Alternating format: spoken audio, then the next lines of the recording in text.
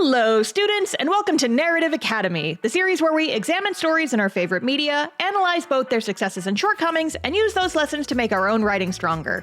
This is a new series I'm starting on this channel, in addition to my other art and storytime related content, so I hope you all will indulge me as I try to branch out a little. In our first installment, we'll be taking a look at Hazbin Hotel, an 8-episode animated series recently posted to Amazon streaming service. The story follows Charlie Morningstar, the Princess of Hell, as she tries to help rehabilitate sinners after death at the titular Hazbin Hotel, hopefully allowing them to check out of hell and move up into heaven. I only had vague knowledge of the series until a few weeks ago when I finally sat down and watched the whole thing. But even I know the show's a bit controversial. Between some of the show's portrayals of certain topics, as well as some behind-the-scenes controversy centered on the show's creator and staff, there's a lot of material for commentary. And if that's the type of thing you want to hear about, then you have come to the wrong video. I'm not especially interested in discussing the controversies or quote-unquote drama surrounding the series. It's not really my thing, and there's plenty of other folks out there making videos on those topics. What I want to do is zoom in very specifically on the plot of the show itself, talk about the story and characters, and discuss some ways that some of the problems in the series could be resolved. Because, believe me, there are definitely some problems. But I don't want to come at this from a place of bashing the show. I want to make my critiques in good faith and come at this from a place of offering constructive criticism to a show I think has some really good potential, but maybe needed a little help in the writing department. But in order to do that, I am going to have to basically spoil the entire show, so if you want to avoid spoilers, this is your warning, go watch the show and come back when you're ready. Also, despite the colorful and cartoony nature of the series, the show is intended for adult audiences. While I won't be diving too deep into any of the darker topics, I will have to mention them as part of some of the points I make here, and some of the show's raunchier or gorier elements may make an appearance in this video. So go in with that knowledge. Lastly, before we dive into it, let's take a short moment to talk about today's sponsor, Skillshare. Skillshare is an online learning platform for creatives of all types, with classes led by industry experts across all sorts of disciplines, including animation, drawing, writing, design, and just about anything else you can think of. If you like my tutorial videos talking about making comics and the creative process, then you'll love what Skillshare has to offer. For example, for a while now I've been sculpting my own 3D models to use as reference for my comic backgrounds, and recently I've started taking a few classes by the 3D tutor on Skillshare to improve my Blender skills and make my models more intricate and detailed. It's been a fantastic help in teaching me parts of the program that have intimidated me in the past, and I can't wait to apply what I've learned to future environments. Summer's starting soon, and if you're on break from school, now's a fantastic time to jump in and learn some new skills to help you with your future creative endeavors. If you're an aspiring artist of any kind, Skillshare has you covered with hundreds of courses available to learn just about any kind of artistic skill. The first 500 people to use my link in the description below will get a 1-month free trial of Skillshare. Get started chasing that dream project and join Skillshare today. So, with all that settled, let's talk about Hazbin Hotel. Now, I want to preface this by saying the only content of this series I've watched are the episodes available on Amazon. I know about the pilot, and I purposely haven't watched it because one of my biggest rules in writing is, if it's important, put it in your actual show. I really don't enjoy when a piece of media expects me to do extra research in order to fully get what's going on. If knowing certain information is important to understanding the show, then it needs to be in the show. Don't make me do homework just because your show can't stand on its own legs. And since the pilot is its own separate entity not available as part of the Amazon show, watching it does count as extra research in my opinion. That being said, some of the questions or problems I bring up here may be things that are answered in the pilot, or extra comics, or past live streams, or other sources, but if these are problems that I have, then they're going to be problems for the average viewer as well. Something to keep in mind. So, to start us off, let's do a brief summary of the show. The series opens with a short prologue, and I typically don't enjoy info-heavy prologues like this, but I think this show gets a pass because the information we learn from the prologue is immediately relevant and important to understanding the plot moving forward. It's a modified take on the Christian origin story.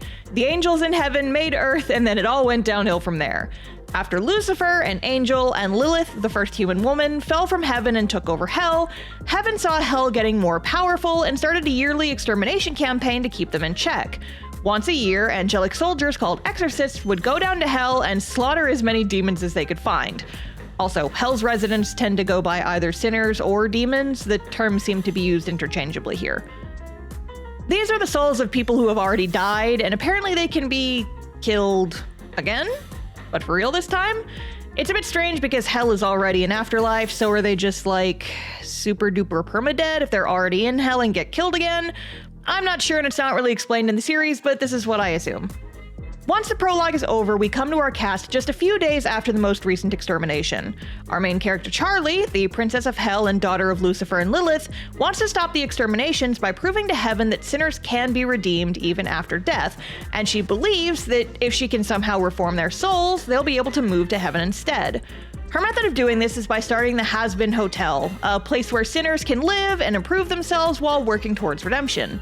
We briefly meet the assorted cast of characters working or staying at the hotel, including Vaggie, Charlie's girlfriend, Alistair, the so-called radio demon and host of the hotel, Angel Dust, an adult film star, and a handful of other folks.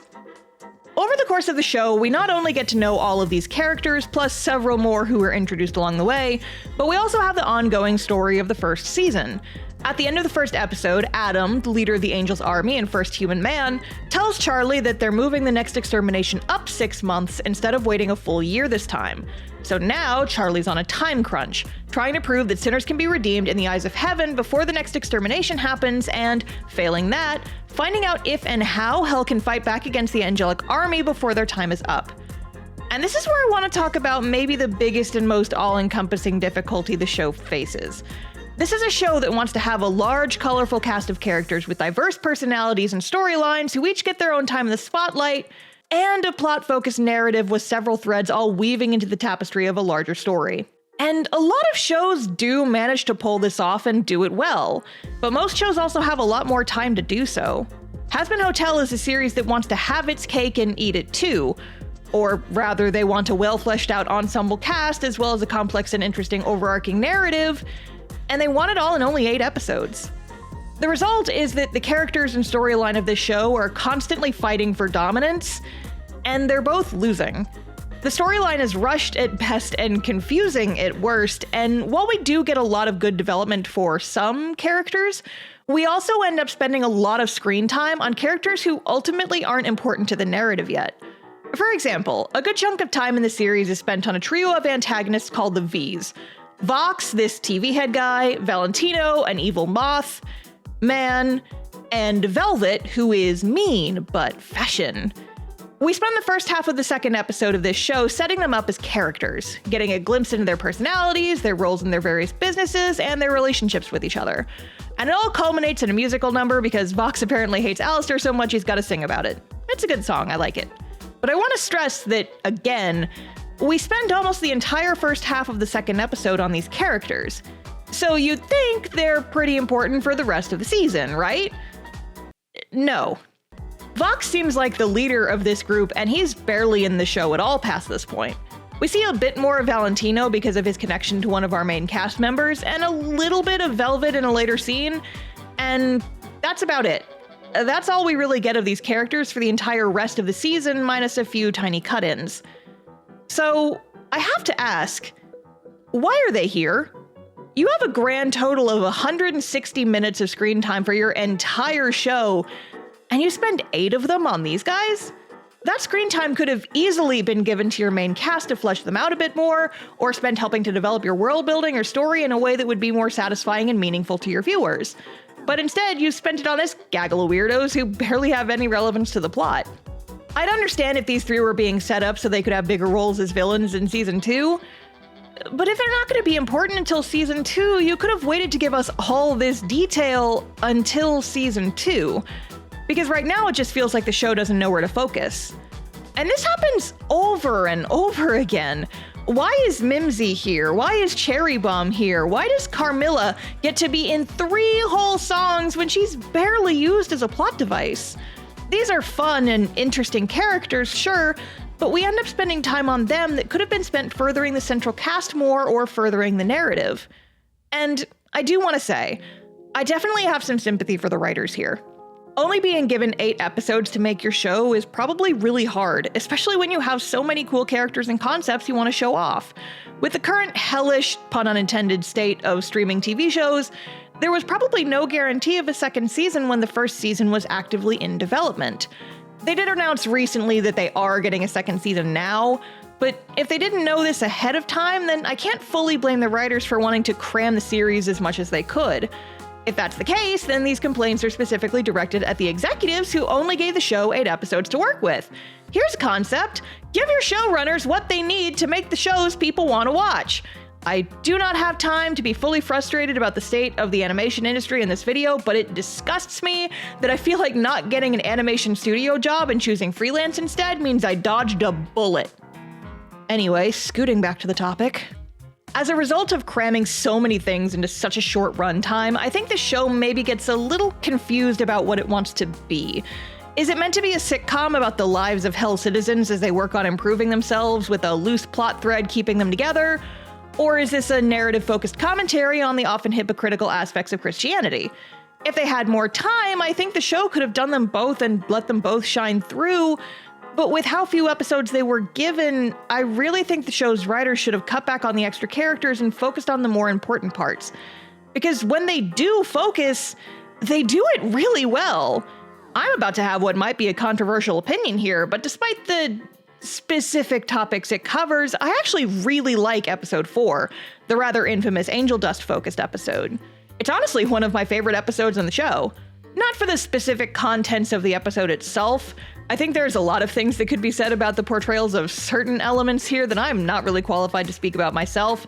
Rather, I like this episode more for what it is: an interesting deep dive into the story and personality of one of our main characters. We get a really up-close and personal view of Angel Dust, how he got into his situation, why he acts the way he does, and how it affects his relationship with other people. This is the deepest view we get into any of the characters in season 1, and this is what I want to see more of from this show. I would have loved to get this type of spotlight on the entire main cast. Everyone else, including our main character Charlie, feels woefully underdeveloped by comparison.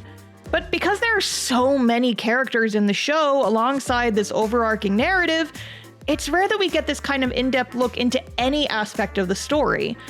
And I really think that's a shame.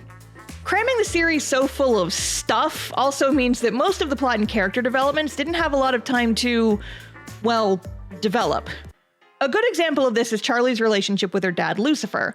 In the first episode, we get a single throwaway line about her having daddy issues, but we don't really find out what that means until episode 5, when the issues are brought up. In the same episode, they get resolved. When we finally meet Lucifer, we learn that he and Charlie have a bit of an estranged relationship, and he, in stark contrast to Charlie, doesn't really see the point in trying to redeem people, which is a big point of conflict between the two of them.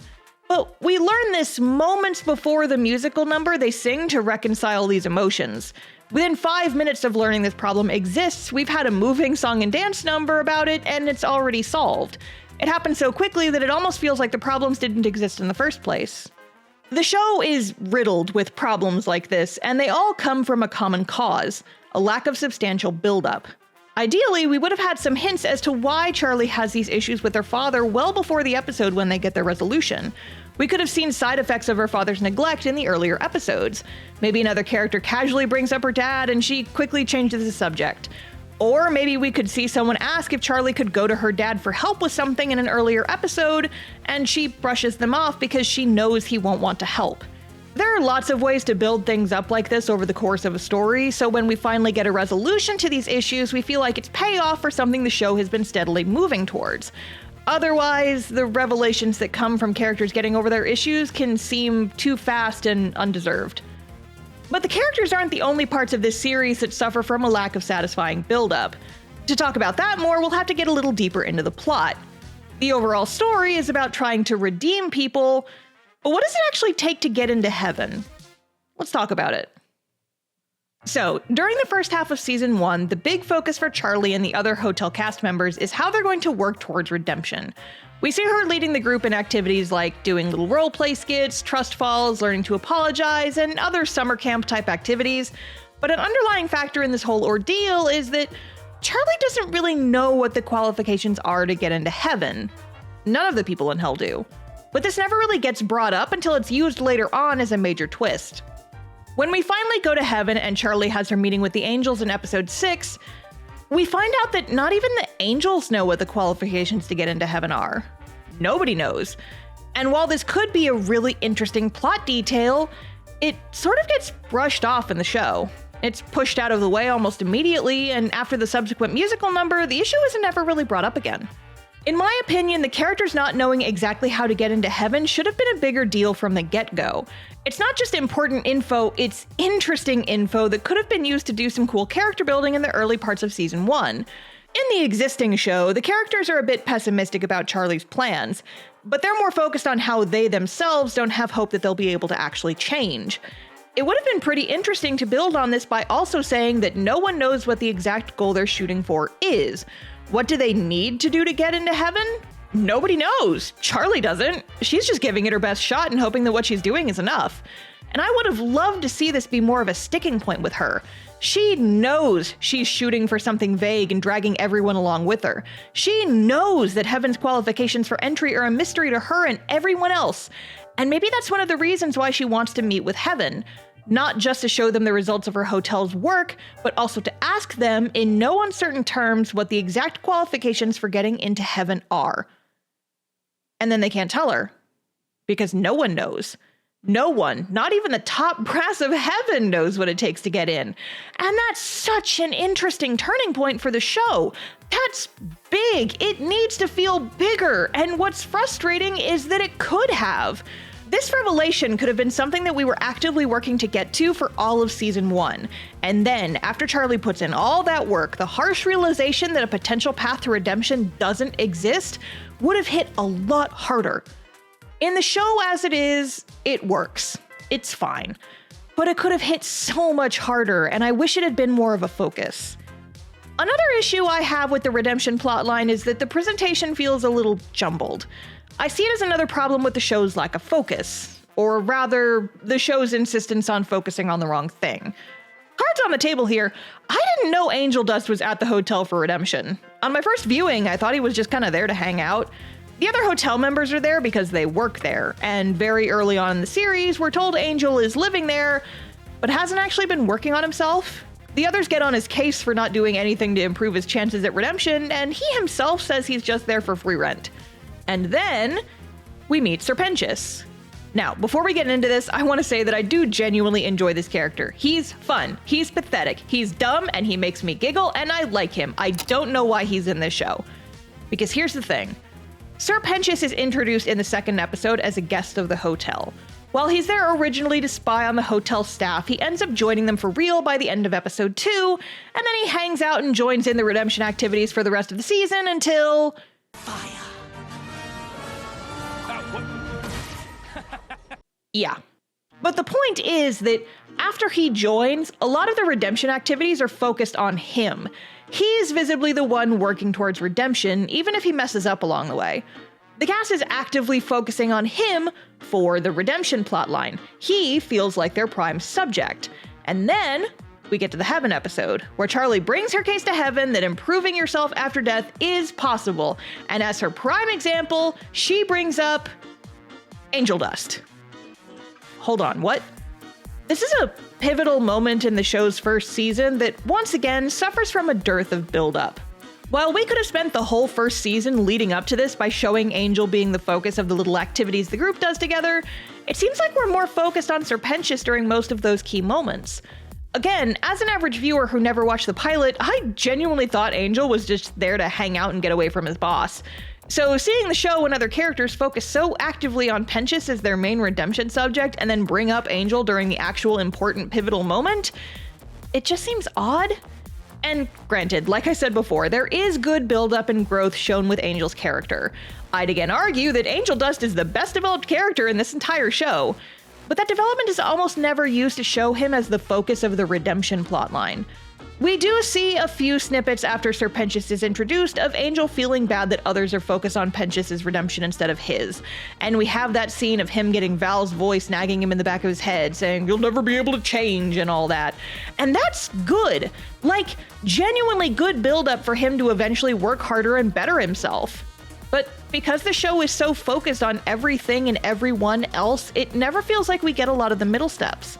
We jump from the early ways that Serpentius' arrival drives Angel to think more about how bad his situation is, to episode 4, where we get some of Angel's backstory and see an improved willingness to open up to the other characters. And then we jump straight to the party scene where Angel has apparently grown and changed and become more responsible and worthy of redemption, to the point where Charlie is so proud of his progress that she uses him as her key selling point for the hotel project. But all of that improvement happened off camera. I like Serpentius as a gag character, and I think that he and Angel could have had a more interesting foil dynamic here that drives Angel to want to work harder and change. We see a little bit of this in episode 2, but it feels like Serpentius is taking up too much of Angel's spotlight within the redemption plotline. If Angel is the one we're going to use as a case study in the pivotal scene in season 1, he needs to be focused on more before that. I don't think we need to completely get rid of Serpentius' character, just rework him slightly. Make him less prominent in the redemption plotline, use him less as a case study for redemption, and focus more on him being the catalyst that gets Angel to work harder. So, in general, I think the redemption plotline has potential, but like a lot of things in the show, it suffers from a lack of focus. The series is so distracted wanting to introduce new characters and elements constantly that it pulls away from the stuff that really matters, the stuff that's going to redeem the show in the eyes of its viewers. But hey, if redeeming your way into heaven doesn't work, then maybe you choose to fight back against heaven instead and do battle against the angels coming down and killing off the denizens of hell once a year. But how do you do that? Let's talk about killing angels. Something you need to keep in mind as a writer is what your audience knows versus what they don't. When you're the creator of your whole world, it's natural that you'd know everything about it, right? But where a lot of writers fumble is in getting that information across to the audience in an effective way.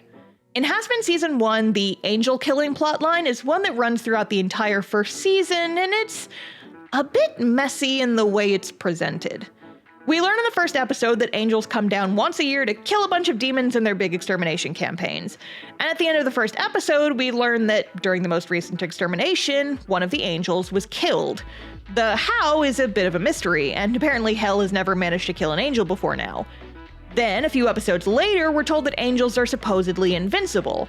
Or so the people of hell believe. It's the main reason they've never fought back before. Toward the end of season 1, we learn that angels can be harmed by angelic weapons, and rock slides and a few other things, but it's fine, don't worry about it too much. But the important thing is that finding out how angels can be harmed and subsequently killed is one of the things that inspires the people of hell to fight back against heaven's exterminations. And it all culminates in the big battle in the last episode. My problem with this is less the way it's presented, and more the order of operations. The bones are there, they're just not given to us in the best way. At the start of the story, we as the audience have no reason to believe an angel can't be killed. I mean, the demons can be. And yeah, the angels are strong, sure, but we're never given a reason to think that they're immortal. So at the end of episode 1, when they try to drop the twist on us that, oh dang, an angel was killed, we don't really care. Like, yeah, they must have been killed during the extermination, what's the big deal? Hundreds of demons died too, and lots of them seemed pretty strong. It isn't until several episodes later that it's confirmed angels are considered invincible. Like, we could have assumed that by this point, given how people react to news of the angel's death. But the way this plotline is set up is so strange and out of order. Like a lot of other things in the show, it doesn't really have any proper build-up. Like, yeah, we get it, but with just a little bit of reworking, this could be a lot stronger. One potential way to restructure this would be, mention the angels being indestructible in your opening prologue. When describing the exterminations, talk about how the angelic soldiers are invincible, the indestructible scions of heaven, or something along those lines. This is what the people of hell believe, after all, so it makes sense that when Charlie is telling the story at the beginning, this is the information the audience gets too. So, at the beginning, we, the audience, think the same thing the sinners do. That angels are unkillable, indestructible. We understand why hell doesn't fight back. It's because they can't. Because it's hopeless. After all, you can't kill an angel. You can only pray that their blades don't find your throat on extermination day. But then, we find out that an angel was killed. Oh dang, we thought the angels were indestructible, but they're not? That's a twist. Now we have questions. How did the angel get killed? Who did it? We are interested now.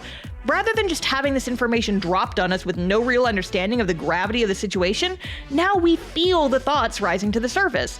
We think in our own heads, maybe hell can fight back, and maybe they should. So then, when we have the Overlord conference a few episodes later, and the same point comes up in the meeting and Carmilla shoots it down, We understand better why people are frustrated, because we're frustrated. If we find out how the angel was killed, then maybe Hell won't have to put up with the exterminations anymore. Why doesn't she want to fight back? Do you see how this changes things? By simply slightly altering the order in which we're given the information, our perception of the story changes and our investment in it grows, because we, as the audience, understand better what's going on and why we should care. The way this is presented inspires us to ask questions along with the characters. We understand their thought processes because we're thinking the same things. Also, it would be remiss of me not to mention the Vaggie problem here as well.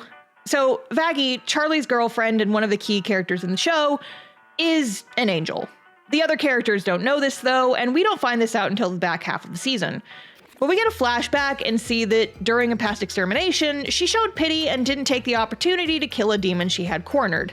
At which point, another angel comes up behind her, stabs her eye out, and rips off her wings as punishment for her betrayal. So, you'd think she'd get that angels can be harmed. She is an angel, and she was very much harmed. But in the show... Did you know angels could be harmed? No. Girl.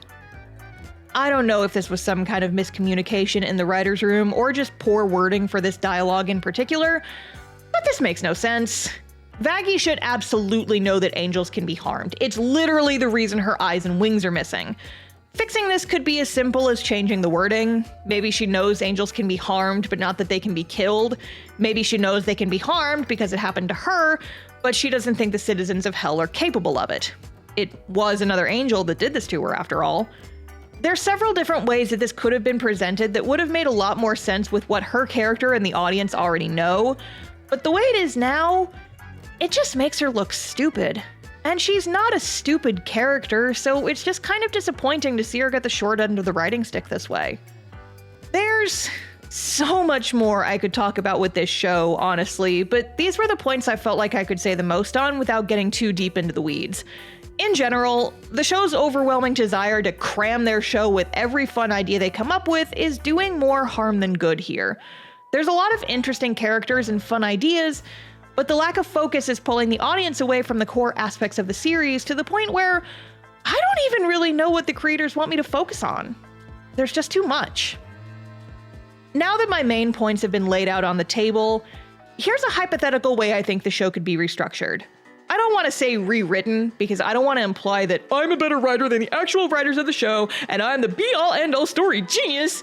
I do think this story has a lot of good going for it. But with some very simple tweaks to the overall story, using the bones that are already there, we could work this into something a little stronger. To start, the show definitely needs some more breathing room. I think that taking season 1 and using it to focus more on the characters is a good idea. Give each member of our main cast a little time in the spotlight, like how we got with Angel Dust in the current show. Let us see their flaws and how they can grow and change themselves. This would work really well with the show's theme of redemption. Lay these characters bare and show us how they need to change. We can even meet some side characters and give them a little development too, as a treat.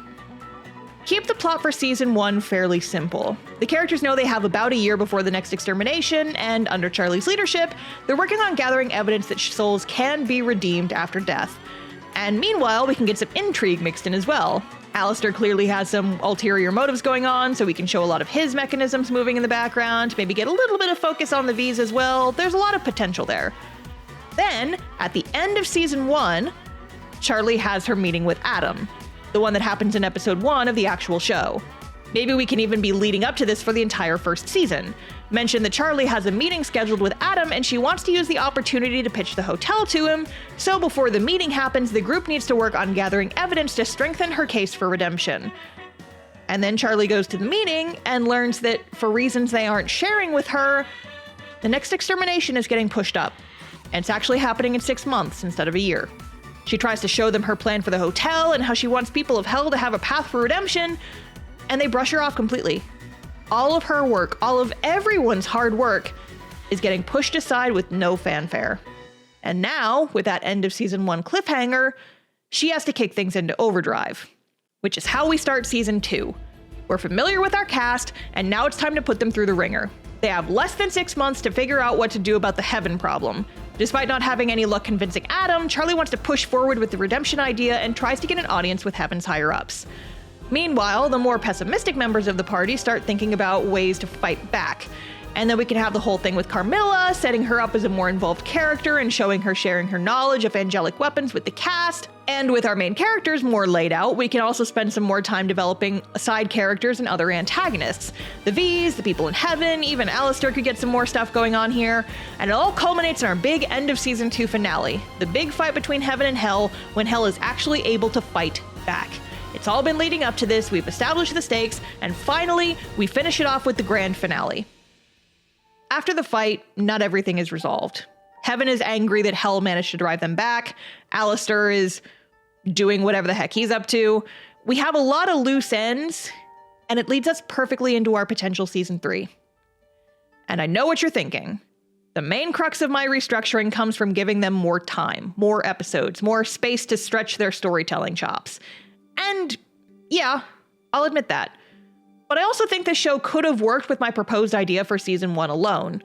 I think if it was done well, a character-focused season 1 could have been more than enough to get people interested and greenlight a more plot-heavy season 2.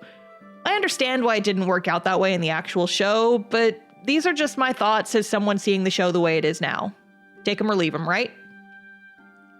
So, at the end of this video where I've spent most of it talking about the stuff I don't like, I want to take a few minutes to talk about the stuff I do.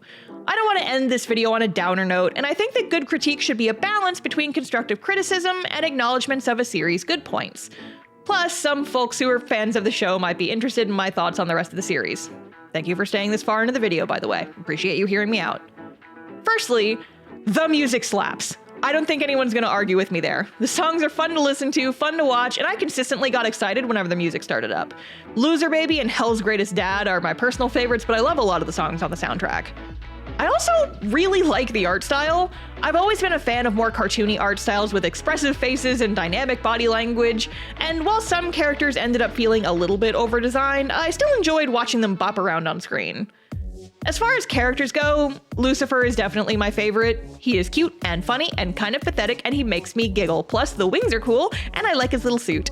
I also like Alistair, but in the I wish to observe him from a distance kind of way. He intrigues me, but he also creeps me out. Like, what the heck is his deal? Also, if this show had come out when I was in high school, I know people who would have ruined him for me by just being insufferable about him. This man is designed to be a Tumblr sexy man. That is not inherently a bad thing, but it's something that we need to acknowledge. And also, this man is stinky.